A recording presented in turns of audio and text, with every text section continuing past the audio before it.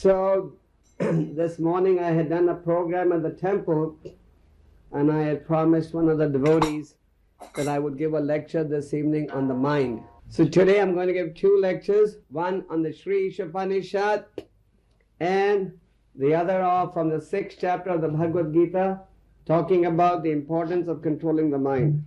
I don't think there's anybody in this room who can say that he has no problem with the Oma. Of course, in 1 hour I'll know whether I'm leaving tonight or tomorrow night. Even if I'm leaving tonight, I'll be here at least till 7. I'll be here till 6:37. Should I do the Bhagavad Gita first or the Īśo first? Okay, so the Īśo verse is already on the board. So the Īśo I will be having a short discussion and a longer discussion on the Bhagavad Gita verse. Om Namo Bhagavate Vasudevaya.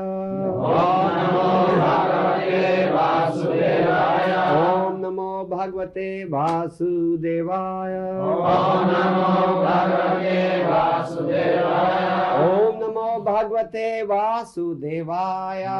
Om Namo Bhagavate Vasudevaya. Śrī Īśo text number 13. Anya evaho sambhava anyad aho asambhava iti shushruma dhīrānam ye na vichakshire anyad evaho sambhavat anyad ahor asambhavat iti sushrama dhīrānam yena stad vichakshire anyad evaho sambhavat anyad ahor asambhavat iti sushrama dhīrānam yena stad vichakshire Om Jnana Timirandasya Jnananjana Shalakya Chakshurmilitam Yena Tasmai Shri Gurave Namaha Shri Chaitanya Manovistam Sthapitam Yena Bhutale Swayam Rupa Kadamayam Dadati Swapadantikam Vandeham Shri Guru Shri Utapadakam Nan Shri Gurun Vaishnavanashta Shri Rup Niyat problem Shri Rupam Sagadasam Sahagana Raguna Tanmitam Tam Sajeva Sadvetam Savadhutam Parijana Saitam Krishna Chaitanya Devam Shri Radha Krishna Padan Sahagana Lalita Shri Vishakha Nitamshta Jai Shri Krishna Chaitanya Prabhu Nityananda Shri Advaita Gadadhar Shivachari Gaur Bhaktavida Hare Krishna, Krishna Krishna, Hare Hare, Hare Rama, Rama Rama, Hare Hare. Is there anybody in the room today who was not there for the earlier lectures? Now the reason I'm asking is, I'm continuing the lecture series on the Śrī Īśo, so I'm not going to give a background to the Śrī Īśo. I'm assuming that everybody knows about the Īśo. So I'll just continue with the discussion on text 13. In the verse that we discussed yesterday, worship of demigods and the impersonal path have both been criticized. And in the earlier verses, the position of the Supreme Lord as the Supreme Creator and being complete in all respects has been established. Now in this verse again, the spiritual aspirant is being directed to worship the Supreme Lord. Sambhavat. Anyat evaho sambhavat. So sambhavat means by worship of the Supreme Lord, the cause of all causes. And then there's a state word, anyat ahur asambhavat. Asambhavat is by worshipping what is not supreme. So sambhavat and asambhavat, worshipping the Supreme Lord and worshipping that which is not supreme. These are the 2 points that are being mentioned. Now, who is the source of this information? Because just like if I tell you in Shikumi you cannot drive a car faster than 80 miles an hour, so you will tell me, what is the source of your authority? So that is being stated in the next line. This has been heard from whom? From the undisturbed authorities. Undisturbed authorities mean from the saintly spiritual masters. Dhiranam. Dhiranam means undisturbed. And another word is Vichakshire. Vichakshire means it has been properly explained. In other words, the self-realized souls have very clearly explained the difference in the result between worship of the Supreme Lord and somebody else who is not supreme. Just like now it's daytime, and in the daytime you can see things very, very clearly.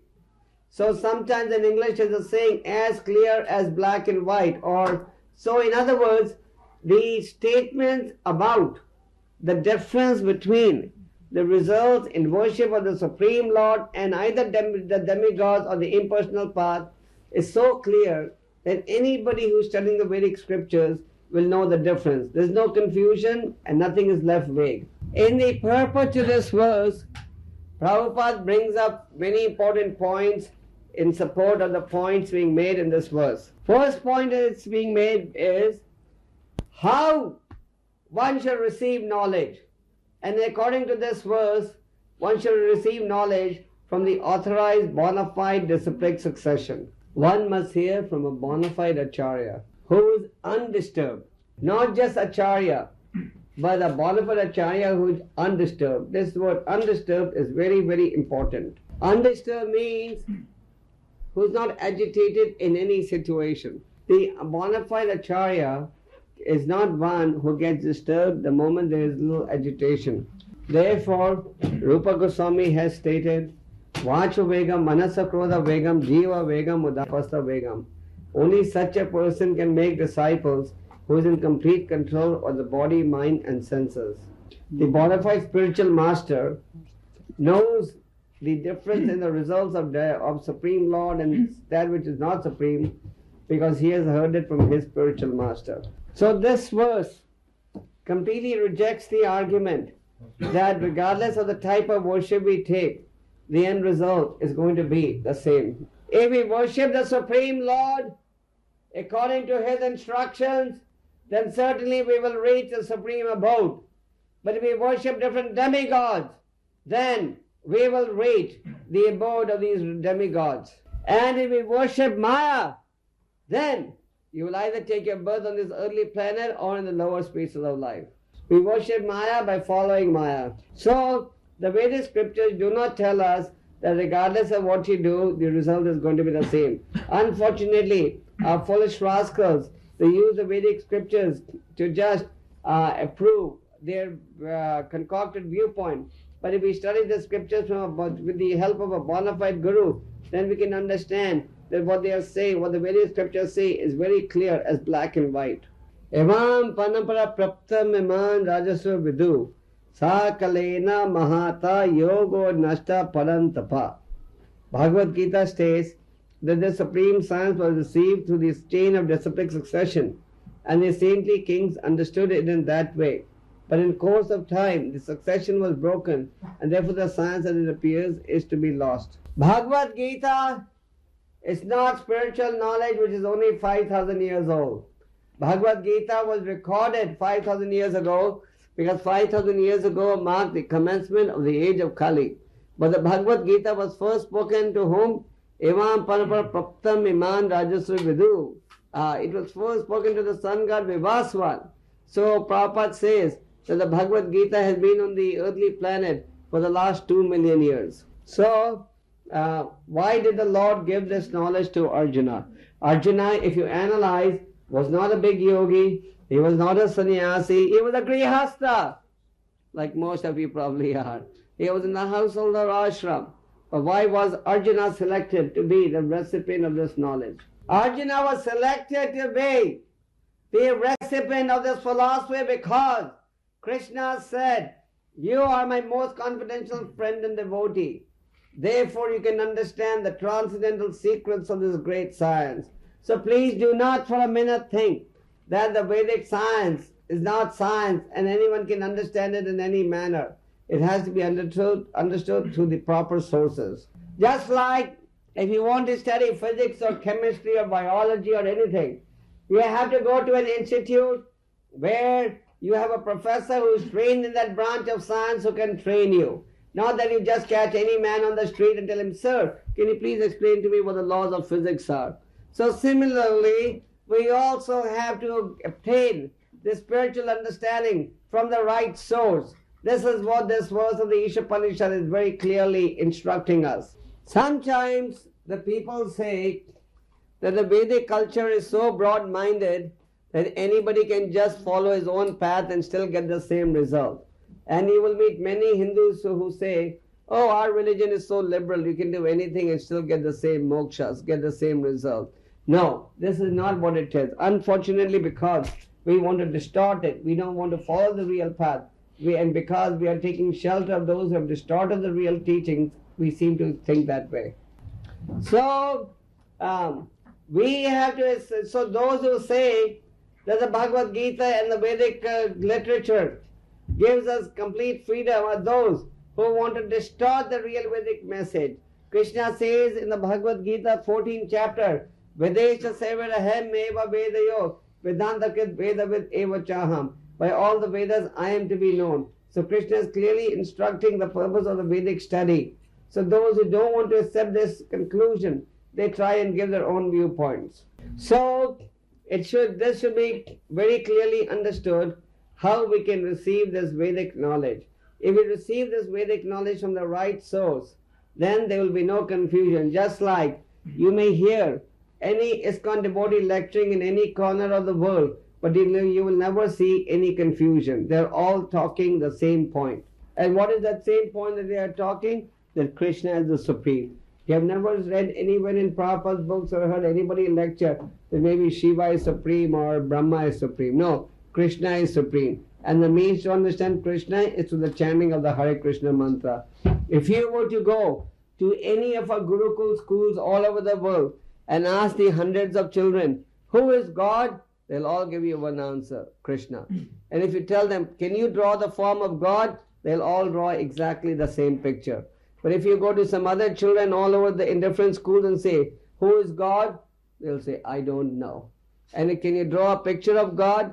One man may draw a picture of God as an old man. Another may draw a picture of God with a suit and a nice hat.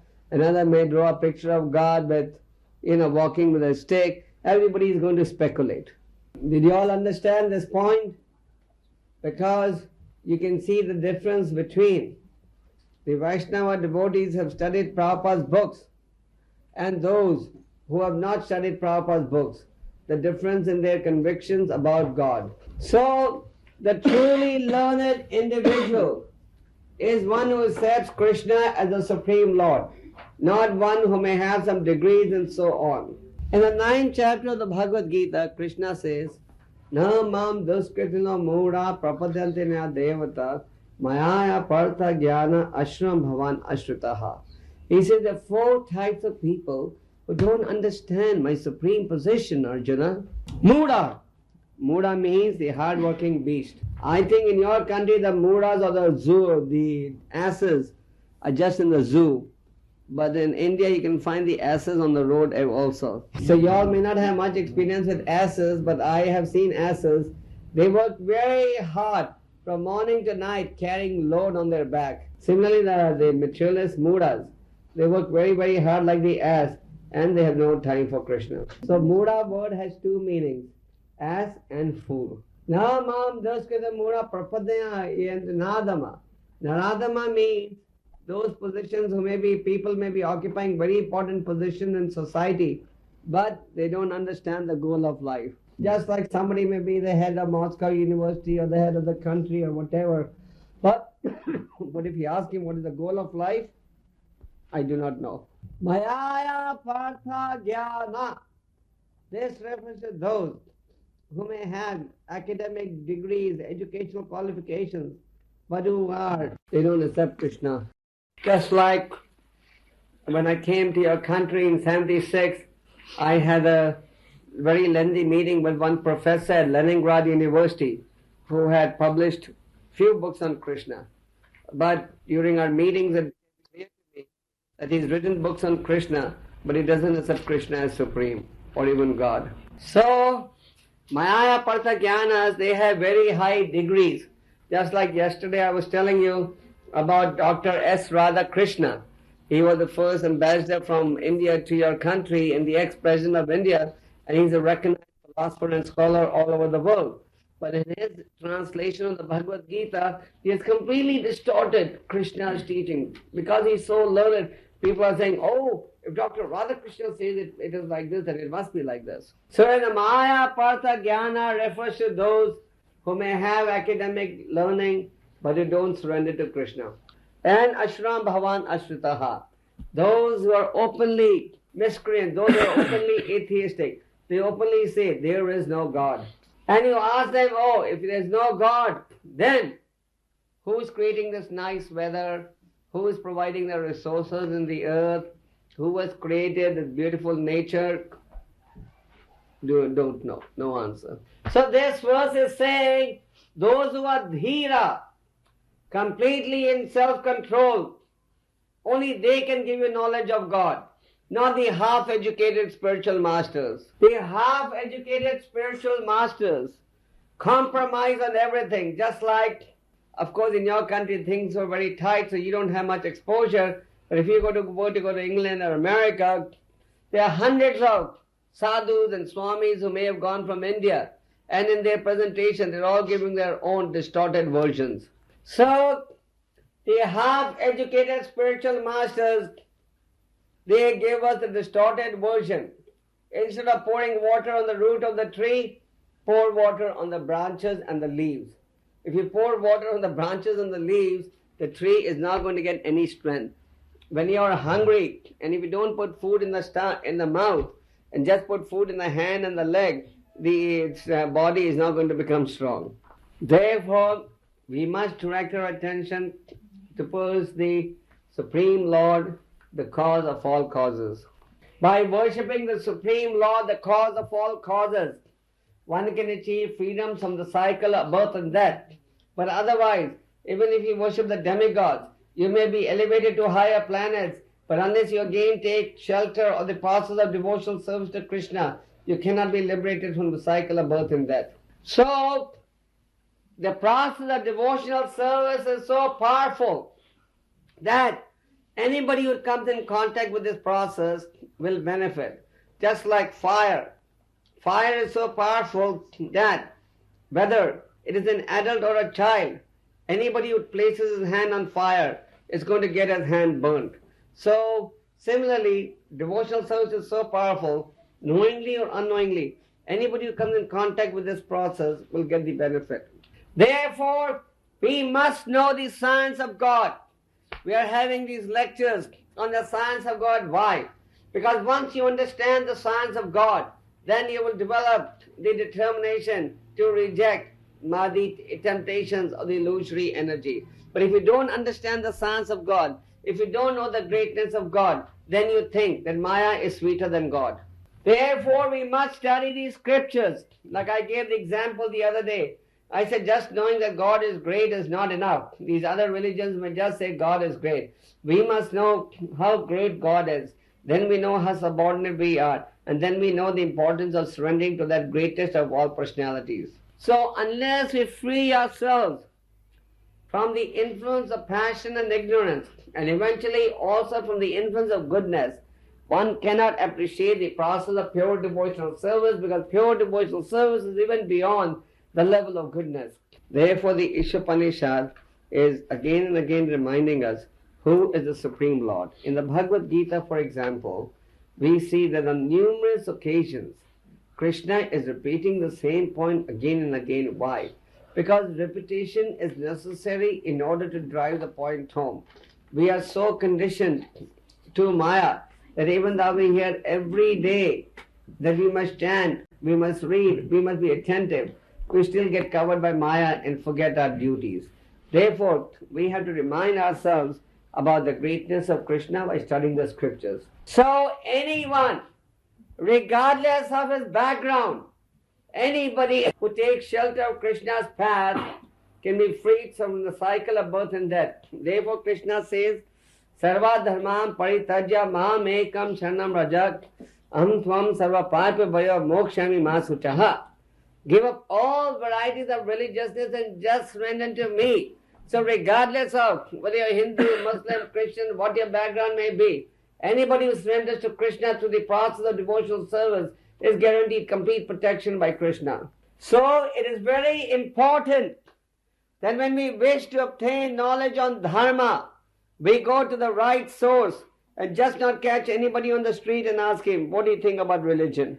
Just like when you're sick, when you have to go for major surgery, you don't catch anyone on the street and tell him, please do my operation. You catch the qualified doctor and tell him to do your operation. Similarly, for spiritual knowledge, we have to go to the right source in order to understand what is our duty, who is God.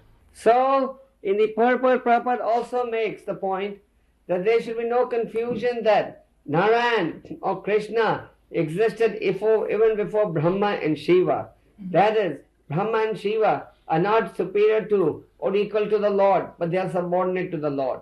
So Narayan is in all situations the cause of all causes. Brahma and Shiva have been given their responsibilities because of the tapasya and devotion performed for the pleasure of the Lord. Sometimes the demigods also get puffed up of their position, but eventually, because of the sincerity, they come to the realization who Krishna is and who they are. Once the four-headed Brahma, the creator of this universe, had gone to see Lord Krishna in Dwarka.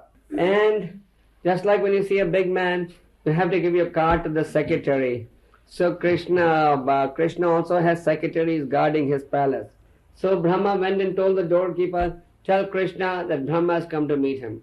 So, when the doorkeeper came in to Krishna, he said, Brahma wants to see you. Krishna said, which Brahma? So when the doorkeeper came out and asked Brahmaji, which Brahma Krishna wants to know, then Brahmaji got shocked. He said, oh, you mean there are other Brahmas besides me? He said, tell Krishna, four-headed Brahma. So then the doorkeeper came in and told Krishna, the four-headed Brahma. And when Brahma came in, he saw in Krishna was having a meeting, and in his room there were hundreds of other Brahmas. Some had 1,000 heads, 2,000 heads, and so on. And this four-headed Brahma realized that he's the smallest of all the Brahmas. So, Krishna is the Supreme Lord in all situations, and the Vedas clearly established he's a Sarva Karna Karnam, cause of all causes, including the cause of Brahma and Vishnu and Shiva. So, to summarize this verse of the Īśo Upanishad is very clearly informing us that we must receive knowledge about worship of the Lord by approaching a bona fide spiritual master, and we should be under no confusion about the difference in worship of the Lord and worship of some other process. Yes, this verse very clearly explains that if we want to get knowledge about God, we must go to the proper source, and that one result is obtained in worship of the demigods, another result is obtained in any other form of worship that we may follow. Hare Krishna. Hare Krishna. I'll take on questions for 10 minutes and then go to the Bhagavad Gita. We're going to discuss one very, very important verse of the Bhagavad Gita. And after that verse of the Gita, we'll take on questions for 1 hour, half an hour, 1 hour. He says that how to convince the man who considers that all paths lead to the same goal. If he is, I don't know, the point is maybe that we have no strength to convince the people. I don't know. Well, if you are convinced, then you can convince others. First, you have to be convinced. Very often, Prabhupada would be talking to us, he would call us in, he would discuss with us, he would say, what do you think? And then he would say, okay, are you convinced? We would say yes. Then he would say, now go and convince others. The point is that those people who has to join to Krishna conscious movement, to understand the Krishna consciousness philosophy, as a man need to have some level on consciousness. And what is the purpose of our movement? To give our philosophy those men who have such level of consciousness, or lifted on such a level. And I thought in 5 years by now you should know what the purpose is. The purpose is to lift everyone's consciousness, because everybody is born in ignorance. Om Jnana Timirandasya Jnananjana Shalakya Chakshun Militan Yena Tasmai Śrī Gurave Namaha. I was born in the darkness of ignorance, and then by the mercy of the spiritual master I have received the spiritual knowledge. So everybody is in darkness, whether it is somebody who has a PhD degree or somebody who is an uneducated man. Why it's very easy to believe or to follow Maya, and for them very difficult to follow, to believe Krishna? Because we have been living in Maya's kingdom since times immemorial. Why is it easier for all you devotees to speak Russian than English? Why? Because you've been speaking Russian from your birth. So similarly, you've been living with Maya from your birth. Therefore, it's easy to attend to like Maya. Nobody has asked me a philosophical question based on the verse that I discussed for 1 hour so far. Yes. It is a little foolish question, but about this verse. Why Krishna creates such Brahmas with 4 heads? Isn't enough 1 head?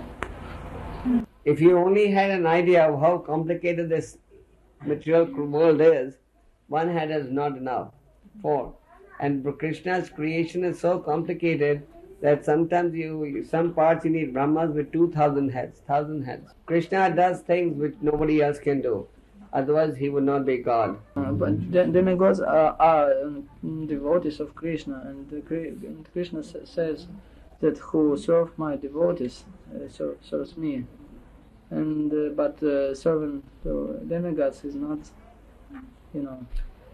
Krishna himself says, serve me directly. No need to go to the demigods. Why does he say that? Because if you come to Krishna, and even if you have material desires, but if you keep worshipping Krishna, eventually your material desires will go away. Do you know that story of Dhruva Maharaj? All of you? How Dhruva Maharaj's desires changed? How many people do not know? Gone to the forest to perform austerities because he was insulted by his stepmother and she had prevented him from sitting on his father's lap. Then, by performing austerities, he became so powerful that he was able to have the darshan of the Lord. And then, when the Lord offered him unlimited benediction that he may desire, Dhruva Maharaj had become so purified, he said, I may just be engaged in devotional service at the lotus feet. So initially Dhruva Maharaj wanted a very opulent kingdom because his stepmother had insulted him and he wanted to teach his father a lesson. But then he got so purified that when he had the chance to get that kingdom, he told the Lord, I don't want anything. I was looking for broken cut glass, but now I found a diamond. Some people said, why should I accept some guru? The real guru is Bhagavad Gita. What should I say in this case? Right. People say if the real guru is Bhagavad Gita, then Gita says surrender to a guru. So the Gita is a guru, do what Gita says. If Krishna is your God, then do what Krishna says. In this verse, in the beginning of the lecture, I had pointed out that 2 words in this verse were very significant. Which were those 2 words? Tomorrow? Again. What is the meaning of Sambhavat? Всевышний. And Sambhavat? Okay, хорошо.